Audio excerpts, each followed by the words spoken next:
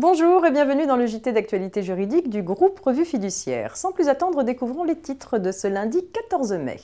Opération de restructuration, mettre en location gérance et enfin droit lié à l'ancienneté et absence pour accident du travail ou maladie professionnelle. Et on ouvre cette édition avec les opérations de restructuration qui se précisent.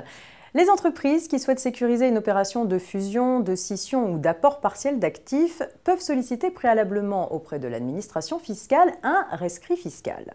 Ceci permet de s'assurer que l'opération n'a pas pour objectif principal la fraude ou l'évasion fiscale et qu'elle peut bien bénéficier de dispositions fiscales de faveur.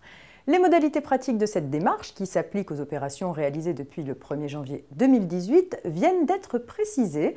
La demande écrite, précise et complète doit être adressée sous pli recommandé avec accusé de réception au directeur général des finances publiques. Elle peut aussi être déposée contre remise d'un récépissé.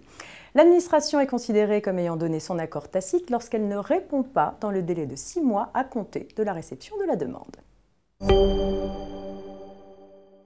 Pour pouvoir mettre son fonds en location-gérance, il faut d'abord l'avoir exploité soi-même pendant au moins 2 ans. À défaut, le contrat de location-gérance est nul et le propriétaire des murs peut refuser le renouvellement du bail.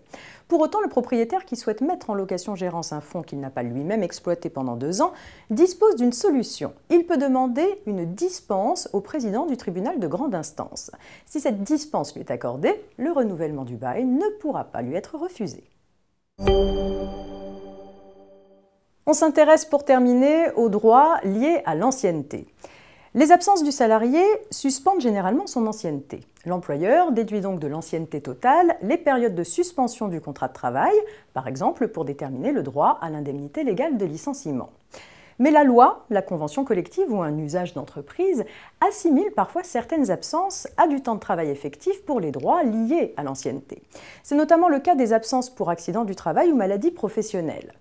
La Cour de cassation a rappelé cette dernière règle dans un arrêt d'espèces du 22 mars 2018. Dans cette affaire, un salarié avait bénéficié de plusieurs longs arrêts de travail pour un syndrome anxio-dépressif d'origine professionnelle. Puis il avait été licencié pour faute grave.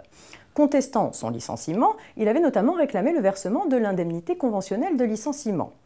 La Cour d'appel avait refusé de lui verser l'intégralité de l'indemnité, car la convention collective ne contenait pas de disposition prévoyant la prise en compte dans le calcul de l'ancienneté des périodes d'arrêt de travail pour maladie professionnelle.